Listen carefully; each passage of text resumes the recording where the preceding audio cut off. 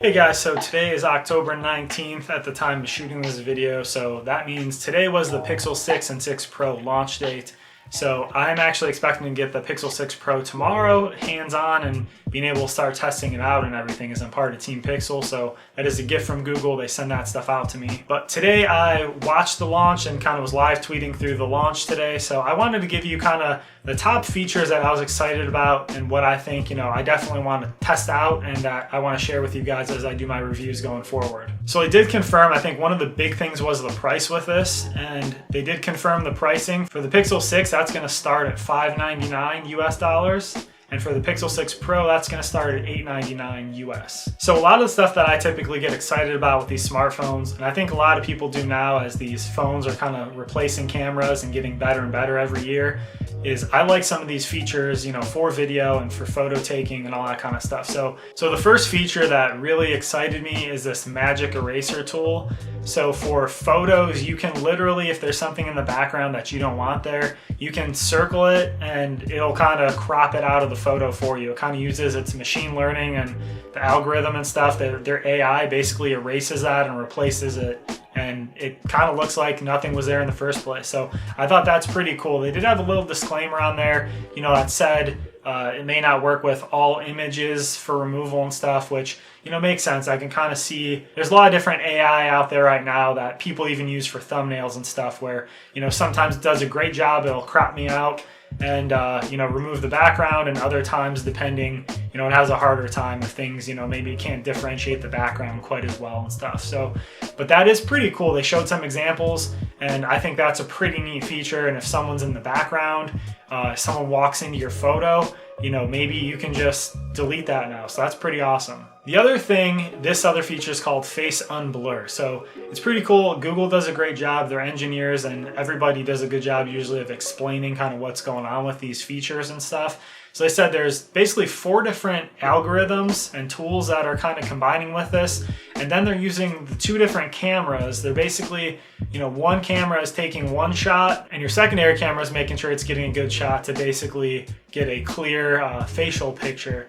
And so what this does is these algorithms and these tools together, along with the 2 different photos it's taking, they basically superimpose them, and it kind of rescues a picture. Like if you have a blurry picture that, a lot of people were talking about using this for their kids and things like that, maybe for pets even. So basically salvage a picture and make sure that you don't have a blurry face. Another photo tool that they talked about was called motion mode. So this kind of gives you a feel of bokeh or blur.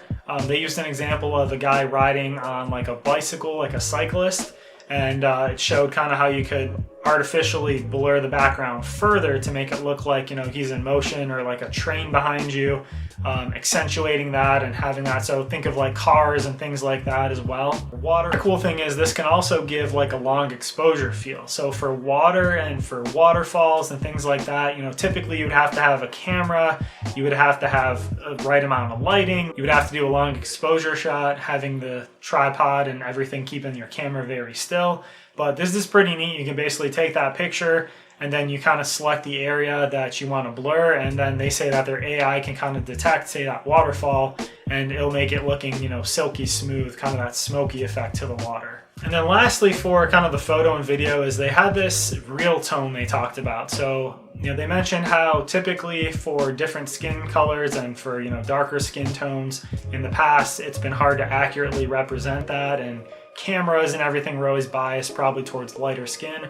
So that's something that's pretty cool. A lot of people are excited about that, for darker skin colors and things like that. They're saying that they're basically gonna be able to capture that better. So that's pretty neat, and that's a feature that I haven't heard in any other devices necessarily. So that's pretty cool that they've developed the technology to also do that. And then the last thing I thought was pretty cool, using the camera, they also showed how you could have basically live translation. So you could point your camera at like a stop sign or some other type of signage in another country, and it actually would translate it right there for you. And they said you could use this for documents and things like that as well.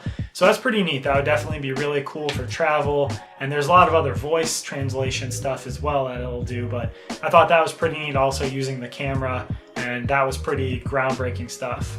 So guys, let me know what you think if you're as excited about that stuff as I am, but those are the things and the points that kind of stuck out to me. Those are the features that I'll definitely be trying to test out and most excited about. Yeah, like I mentioned, I'm part of Team Pixel, so I'll be getting the Pixel 6 Pro sent to me. It should be actually coming tomorrow as of when this video is being made.